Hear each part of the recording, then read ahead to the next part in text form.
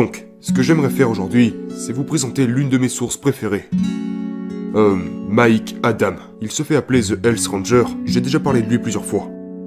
C'est un gars vraiment intelligent. C'est un scientifique. Il possède un laboratoire où il fabrique des compléments alimentaires. C'est un survivaliste, et il y a beaucoup de choses qu'il fait qui font de lui un savant, d'accord? Ce gars est un puits de science. Il est juste brillant dans ce qu'il fait. Et c'est aussi quelqu'un qui peut vous écouter parler d'à peu près n'importe quoi avec intérêt. Et donc l'un des sujets qu'il aborde est de savoir comment survivre durant l'inévitable effondrement économique, les confinements et toutes les situations du type catastrophe. Et donc, la semaine dernière, il y avait un article qui était intitulé 50 étapes pour la survie. Un article qui parle du fait que les choses vont tourner et de comment s'y préparer avant qu'elles ne tournent vraiment. Donc ce que je vais faire aujourd'hui, c'est que je vais vous énumérer, ou simplement parcourir cette liste de 50 choses à avoir en cas d'effondrement économique. Et je vais vous dire un petit peu où je me situe sur chacun pour que vous puissiez voir que je prends ça très au sérieux. Je pense que, particulièrement en tant que père, en tant que mari, en tant que père de famille, je pense que c'est un devoir, que c'est l'un de nos principaux devoirs de donner et protéger. Et cela signifie, ne vous reposez pas sur vos lauriers. Ne soyez pas feignants. Donc c'est parti. Je vais la parcourir très rapidement. Numéro 1. Acheter des terres rurales. Habiter en campagne. Et de préférence au-dessus du niveau de la mer. C'est la première chose sur cette liste. Et c'était mon objectif principal en 2020. Ok, il y a beaucoup de choses que je vais dire à propos de cette liste en la parcourant. Mais je savais que je pourrais avoir tous mes préparatifs en place.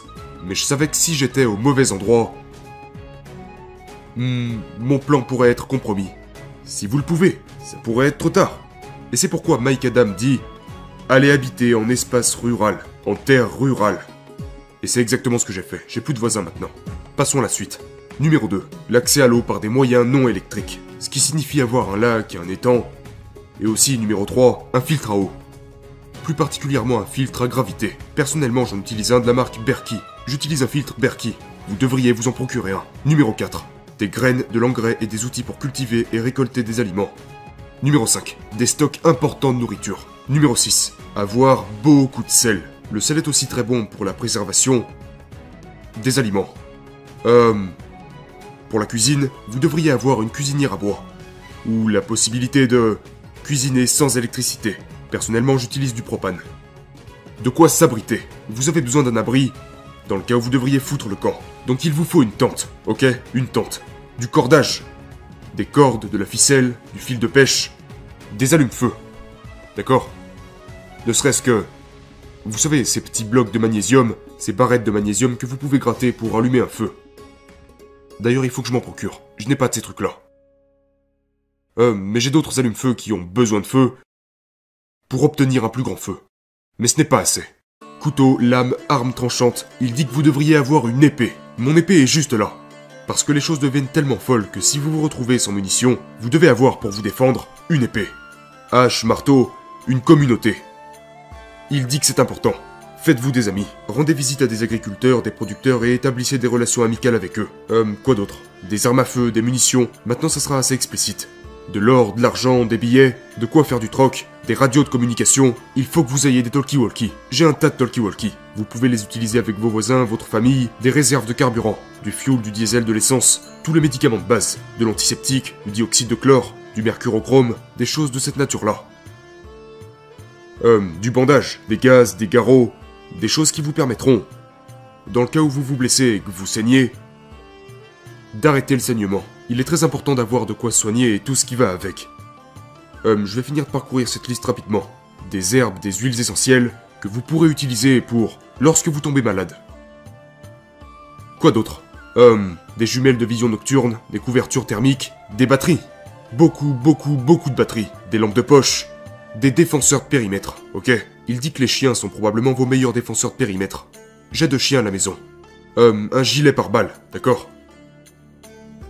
Pour vous protéger en cas d'attaque. J'en ai quelques-uns. Des endroits où se cacher, des lieux stratégiques. des cartes topographiques, des cartes de votre secteur. Une des choses que j'ai ici est une grande carte de Floride. C'est un livre avec toutes les routes de Floride, toutes les routes secondaires. Ok? Parce que vous devez savoir par où partir, sans passer par les routes principales, d'accord? De l'équipement de signalisation, ce qui veut dire des sifflets, puis des boussoles. Il dit des armes silencieuses. Ok? Des arbalètes, des pistolets silencieux, des cartouches subsoniques, des livres de référence, ok? Des livres traditionnels de référence. Achetez des livres pratiques et complets. J'ai toute une étagère juste là sur laquelle j'ai des livres sur le survivalisme, sur le travail du bois, l'agriculture, vivre sans technologie, que faire quand il n'y a pas de médecin, des livres sur les soins médicaux. Je veux dire, quasiment chaque livre de cette étagère, du moins la moitié de cette étagère, est composé de manuels de référence pour savoir quoi faire si je ne peux pas embaucher quelqu'un, ok? De quoi conserver de la nourriture, on en a déjà parlé. Du papier, des crayons, des gommes, soins personnels, papier toilette, produits d'hygiène. Vous devriez vous approvisionner en produits d'hygiène, lunettes, savon, déodorant, des moyens de transport non raccordés au réseau comme des vélos. Vous devriez avoir des vélos, ok? On a un tas de vélos à la maison. Des systèmes de chauffage basse technologie comme un poêle à bois, tous les médicaments en vente libre. Les produits, ok? Comme des antidémangeaisons, des antidiarrhéiques, analgésiques, tests sanguins, de l'insecticide. Tout ce genre de médicaments et produits en vente libre que vous devriez avoir. De l'électricité hors réseau. J'avais un système de panneaux solaires dans mon ancienne maison. Des batteries de rechange, des chargeurs, des kits de couture, du ruban adhésif, des épingles à nourrice, etc. Des chaussures robustes et du matériel pour les réparer comme de la colle à chaussures. Ok? Vous devez penser à ça. Nous prenons ces choses pour acquis. On pense que si on veut une paire de chaussures, il nous suffit d'aller sur Amazon. Mais il se peut que ces outils puissent ne plus être disponibles pendant des semaines, des mois ou des années. Qui sait? Qui sait? Qui sait? La vraie question ici c'est qui sait? Nous voulons être préparés. Des outils. Vous devez avoir des outils. Des perceuses électriques et des perceuses à main. Marteau, pelle, râteau. Des récipients tels que des seaux, des tonneaux, des sacs, des bocaux en verre. Du papier d'aluminium, du papier ciré, du parchemin. Des réparations de plomberie. Des conduits, du câble, des cutters, des raccords, des loisirs hors réseau comme des émissions de radio, des fichiers MP3, des livres, des jeux, des cartes, ok, parce que vous allez vous ennuyer. Des pièces de rechange pour votre voiture, des cannes à pêche, des moulinets, du fil et des hameçons. Et puis, le numéro 50, qui est super important, et c'est quelque chose sur lequel je passe pas mal de temps. J'ai besoin de passer encore plus de temps sur celui-ci, mais c'est vraiment quelque chose que personne ne pourra jamais vous enlever. Personne ne pourra jamais vous le voler. Et c'est en fait l'une de vos meilleures monnaies d'échange si vous devez faire du troc. Une monnaie qui ne peut pas être volée. Et c'est vos compétences. Vos compétences, vos compétences. Savoir faire les choses soi-même. Savoir réparer et entretenir tout ce que vous possédez.